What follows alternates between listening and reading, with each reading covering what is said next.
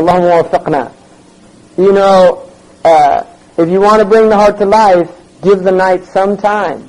And they say even if it's 2 rakats, you know, that Sheikh Muhammad Ali bin Maliki said, don't leave qiyam, even if it's just 2 rakats.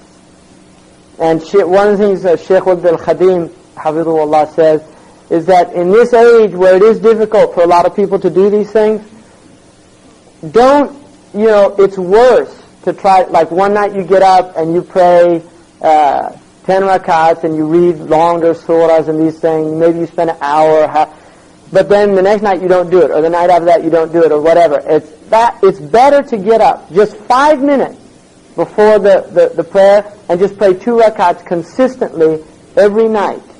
Just make it a habit. Consistently give some prayer to the night, and to do it consistently, and you'll get a result. But if you do a little bit here, a little bit there, a little bit, it doesn't get you results. Sidi Ahmed Zarruq says it's like drilling a little bit here, a little bit there. He said you'll never get water, right? So some portion to prayer, and a few things just about the prayer. The Prophet ﷺ, when he went to Medina, Abdullah bin Salam, radiallahu anhu, the rabbi who became a Muslim, he said that he gave a khutbah there when he first came, descended upon Quba, and he said, Ya ayyuhan nas, afshu salam, spread peace, greetings of peace and peace amongst yourselves. Afshu salam, wa at'imu ta'am, and feed other people food. Wa sallu bil-layli wan-nasu niyam, and pray in the night when others are sleeping. Tadkhul al-jannata bis-salam, you'll enter Jannah without any difficulty. Now just look at how easy that is, just in terms of the statement. Afshu salam, spread peace, don't be a dissembler. Be somebody who unifies people, brings them together, keeps those in. Feed other people, be generous. In other words, at'imu ta'am, all the things that go with that. Because if you feed them, you're concerned about them. You know, so be concerned about others. Spread peace, be concerned about others. وَصَلُّوا بِاللَّيْلِ وَالنَّاسُ نِيَّامٌ. And then take care of your own soul. You know, correct yourself. If you do those things, تَدْخُلُ الْجَنَّةِ بِالسَّلَامِ. That's a تَدْخُلُ is a jawab shart. If you do those things, that's the condition. Khalas. That's all. Just that one hadith. If we took that one hadith, every one of us, and just made that a practice, that's a guarantee from the Messenger of Allah you'll enter paradise. And one of them came in and they said about a man who used to do some things during the day but he prayed at night. He says, "Satanhahu." It'll stop him if he keeps doing it. On the other hand, there's another hadith quite frightening about a woman who used to pray at the night and give sadaqah, but she was mean to her neighbors. كانت تؤذي جيرانها. She used to be foul to her neighbors. And he said, "Hiya fi an-nar." And it's a sahih hadith. She's in hell. And then another one, they said, they don't pray at night, they don't give sadaqah, they don't do other things. وَيَحْسِنُ إِلَى جِيرَانِهِ. But he's good to his neighbors.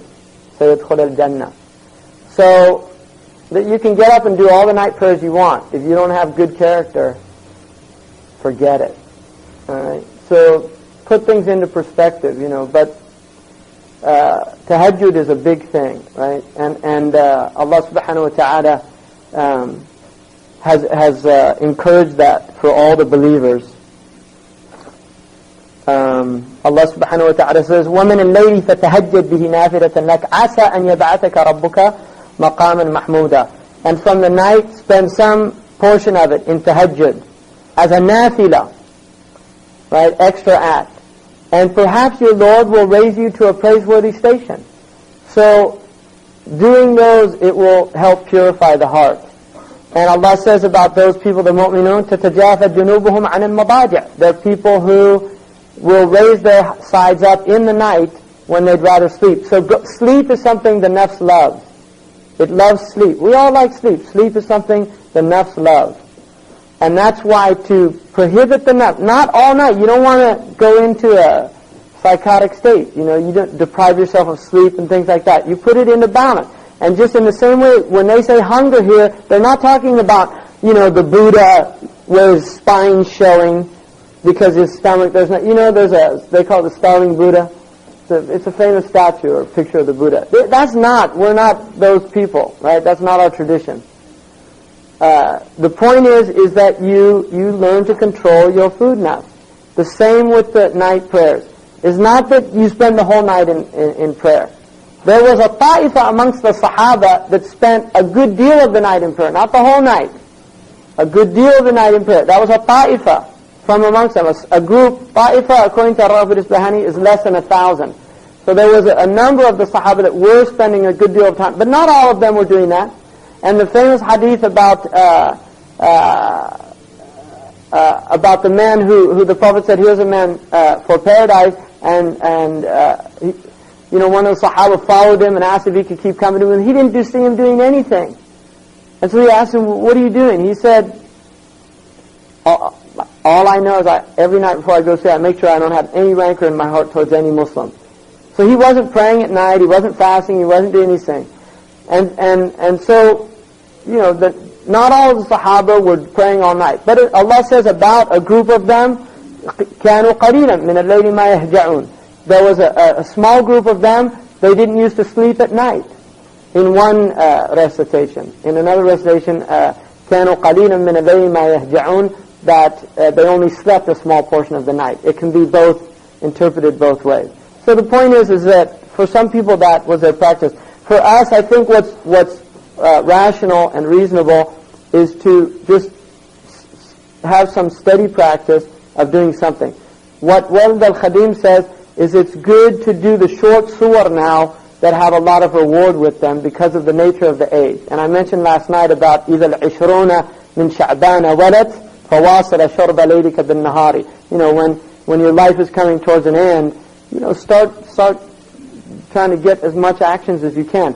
So he actually recommended even just doing قُلْ هُوَ اللَّهُ أَحَدٌ 10 times, even short rakats, and getting a lot of reward for that. So even if you do short rakats, if you make it your practice to do that some portion of the night, and you happen to oversleep until Fajr, then it is still permissible and acceptable as tahajjud to pray before you pray your Fajr prayer. Right? So in other words, if your practice is to pray 10 rakats, and you wake up one time late, then just get up and pray those 10 rakats before you do your Fajr prayer. As long as you won't miss your Fajr prayer or the Isfar comes in. There's still some darkness. And you can pray 10 rakats easily with قُلْ هُوَ اللَّهُ أَحَدٌ with طُمَأْنِينَةٍ in 7 or 8 minutes. They won't be fast. They'll be reasonable rakats. And you can do that in maybe 10 minutes. There's enough time to do that. A minute a rak'ah.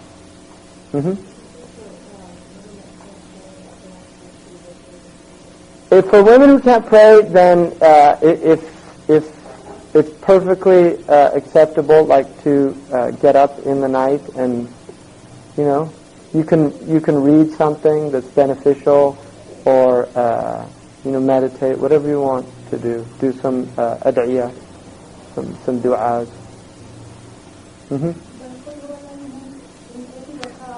Yeah, you could do it in every rakat. Or, the ones that have a lot of benefit, إِذَا زُلْزِلَتِ الْأَرْضُ زِلْزَالَهَا قُلْ هُوَ اللَّهُ أَحَدٌ مُعَوِّذَتَيْن قُلْ أَعُوذُ بِرَبِّ الْفَلَقِ قُلْ أَعُوذُ بِرَبِّ النَّاسِ لِإِلَافِ قُرَيْشَ الْحَاكِمُ التَّكَاثُرُ. Those surahs the Prophet ﷺ used a lot. وَالتِّينِ وَالزَّيْتُونِ, another one.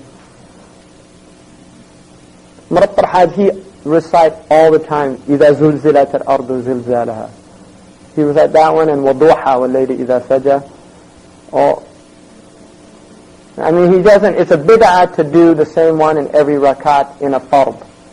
You shouldn't make it a practice to do, and there's some khilaf about this, like the Shafi'is, I think they'd permit it. The Malikis would be considered a bid'ah. So you have to be careful if you say it's a bid'ah.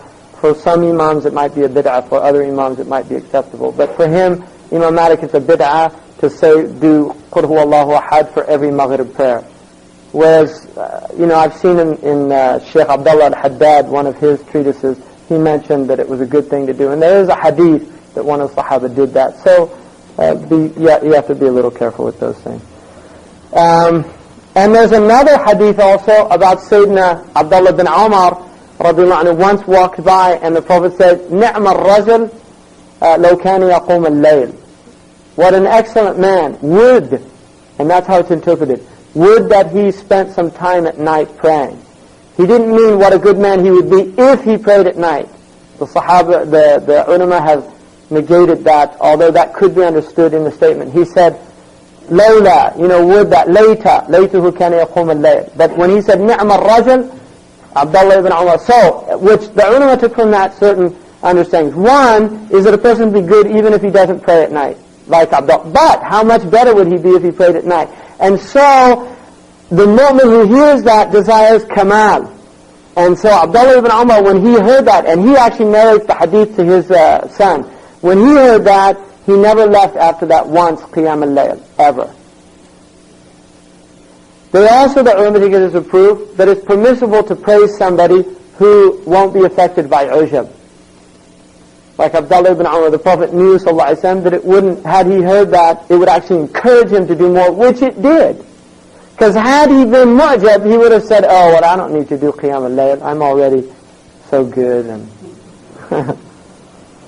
And then also the famous hadith of Aisha radiallahu anha, which is a sahih hadith, in which the Prophet used to pray so much, sometimes he got some cracking and edematous, a little bit of edematous swelling in his, what they call venous stasis, the blood.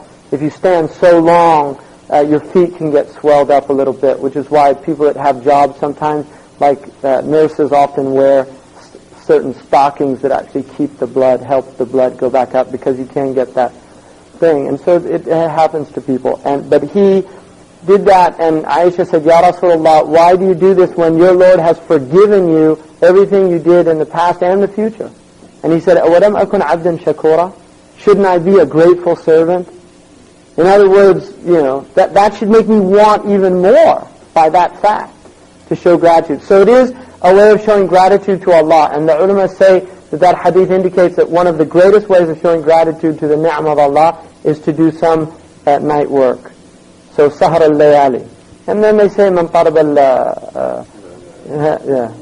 al-ma'ali, sahar al-layali. Whoever seeks high things spends his night awake. And also for people who are students, the night is the best time. The night before, the best time, if Fajr happens at this time, then what you need to do is you would divide 12. You would divide it into 6 parts from Maghrib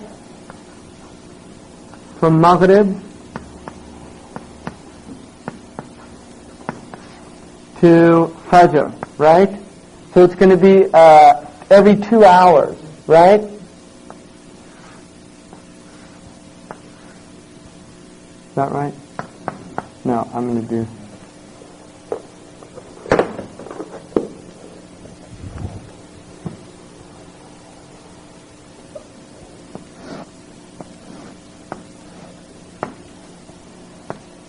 That's right, right?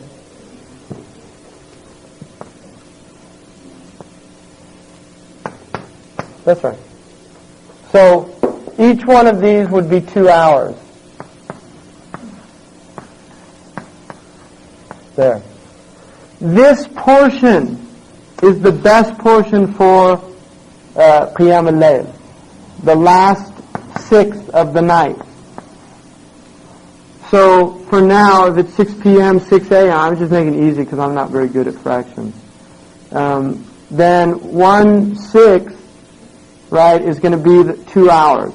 So if it's at 6, from 4 to 6 p.m. is going to be the best time to do that night work. Although any time after Isha is considered Qiyam al-Layl, right? And some say after Maghrib. So even if you did, because some people are different. If you have like heavy liver, it's very hard to get up in the morning. All right, and so you can do that before you go to bed. do some rakats before you go to bed. But you should do some rakats in the night. The other thing for some people is, interestingly enough, it's actually easier to get up like now it'd be like about 4 or 3 o'clock, much easier to get up than it would be right before Fajr. That sleep right before Fajr is recognizably the heaviest sleep of the which is a hikmah from Allah, and it's actually the point where the cortisol levels are the highest. The hormones in the brain actually are the highest at that point. And Ibn Ata'illah radiallahu anhu said that the hikmah of that is that Allah wants you, when it's most difficult, to be able to snap out of that sleep. So it's actually easier to get up before that time. So anyway, that's and then obviously 8 or 12. Marab Rahad said 10. There's a hadith of Aisha, 8 and 10 is a sahih hadith as well. So I was told 10 is the best. But 2, 4, 6, 8, 10, and then Shafa and Witr, better it's done after Isha. Unless you are somebody that by your nature you get up every night and don't have any problem with it, then you can wait. But Sayyidina Abu Bakr, who was very strong and did night prayers, most definitely used to pray before he went to bed. Mm-hmm. Do you have to get up and pray if you're staying up late? What do you mean? Like you have to sleep for a while and then get up? No, you don't. I mean, obviously it's better, to actually sleep and then get up. Because the Prophet said that was the best way, is the way Dawood did it. He would sleep some, get up some, go back, sleep some, get up some. That's harder on the self than to do that. And he did that as his fast during every other day. So it's the same idea. And that's real mujahada. That's complete control over your nafs. Because it's hard to go to sleep and then get up. And then shaitan, a'udhu billah, never forget, always remember he's around as well. So shaitan ya'qidu uqad thalatha. He will bind 3 knots on your head at night in the unseen world. And he'll say, amamak laylun taweel. You have a long night, especially in winter, obviously, right? Amamak laylun taweel. Right? You have a long night, just relax. And then you go to bed. And those 3 knots, they're heavy. The Prophet said, if you wake up and you say like, Subhanaka, Alhamdulillah, alladhi ahyani ba'da mamatani wa ilayhi nushur, one of the du'as of waking up, that the first knot gets unlocked. If you get up and do wudu, the second knot gets unlocked. If you untied. If you do some prayer, then the third is, and you're freed from those knots. If the Prophet ﷺ said, "Man nama hatta an yusbiha," no, he was asked about a man who nama hatta yusbih, which is a sign the Sahaba didn't used to do it. He said, "Dhaka rajulun bala shaytanu fi udhni." That's a man who shaitan urinated in his ears. Now, that's actually anybody who doesn't pray night prayers. It means shaitan is taking your ear as a toilet bowl. That's what it means. So we should not want that, really. I mean, not to make light of it because it's a hadith. We shouldn't want that. So the way to get out of that is at least do something. Get up in the night, just something, and do some rakat for Allah subhanahu wa ta'ala. Inshallah, give us tawfiq to do that. And the other thing about that, some of the ulama said it means haqiqatan, that shaitan literally urinates in the ear. That is haqiqa. And haqiqa, there's a qaida that al-haqiqa la tusraf ila al-majaz illa daruratan.